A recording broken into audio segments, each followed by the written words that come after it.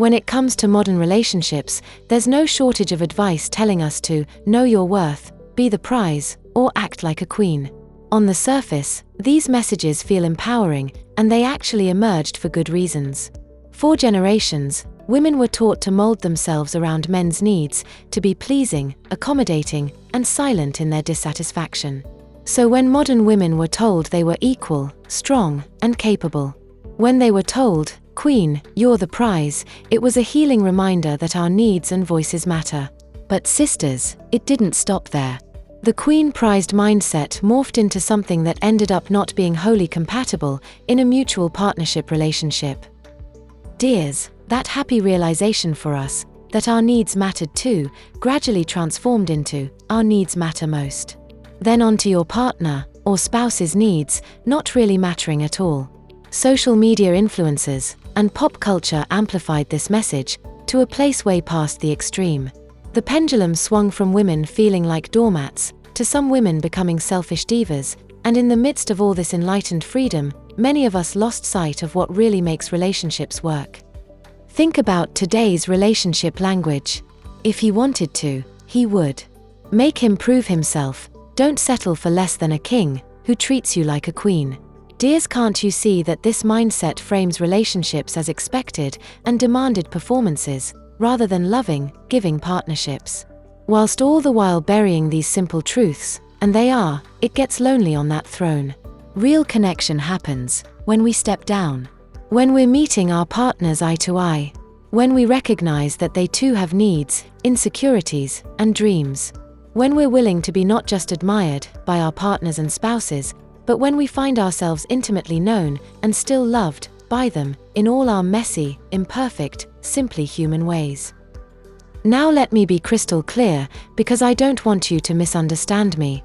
Sisters, you should have standards. You should expect kindness, effort, honesty, faithfulness, and emotional availability. But when being a prize becomes your stance, rather than your self-worth compass, you risk turning connection into competition, and love into something to be earned, rather than shared. Dears, it's easy for us to ask, what can he do for me, isn't it? But it's tough for many of us to ask ourselves, what am I supposed to be doing and giving him? That's the downside of having an I'm the prize mentality. It blocks out any thought, on our part, that a relationship is reciprocal. It hides the fact that the relationship requires our active and intentional, committed participation. From the throne, we can so easily ignore the fact that love isn't really about being adored and worshipped as a queen. Instead, love is simply about showing up, ready to invest. It's about us listening, supporting, resolving conflicts, and doing our part to make sure both parties are growing together into a mutually beneficial whole. Sisters, the prize mentality creates an illusion of perfection. When you're positioned as a trophy, the prize to be won, or the queen on her throne, there's this unspoken belief that you're flawless, that your mere presence is enough, and effort on your part is optional. But let's be real here. Bringing an I'm flawless mindset into a relationship isn't confidence, it's arrogance dressed up as self-worth. It abolishes accountability. It silences and stymies growth. And it sets the stage for resentment, because while you're expecting to be freely worshipped, your partner is expected to earn love. That's not a relationship, dears, that's emotional entitlement. Sisters, you can't build a solid partnership on a pedestal. Eventually, your partner will get tired of reaching up to you, or you'll fall off that pedestal, hard. Either way, nobody wins. And the relationship loses. So how do we do away with this flawed mindset? First, we have to stop confusing self-worth with superiority. Sweethearts, you're worthy, period. But that doesn't mean you're above growth, feedback, or putting in effort. Real self-worth is rooted in self-awareness, not self-delusion.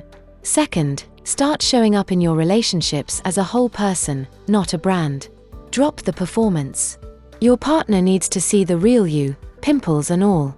They need to see the one who sometimes struggles, makes mistakes, loses control, struggles with asking for help, yet is still worthy of love. This is where real true connection lives.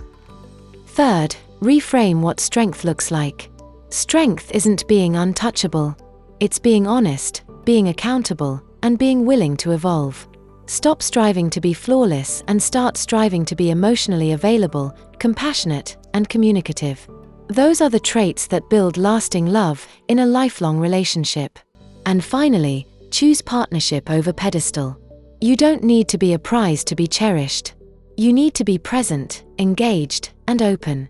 Relationships thrive not when one person is idealized, but when both people are invested, both are seen, both are heard, both are respected, and both are loved.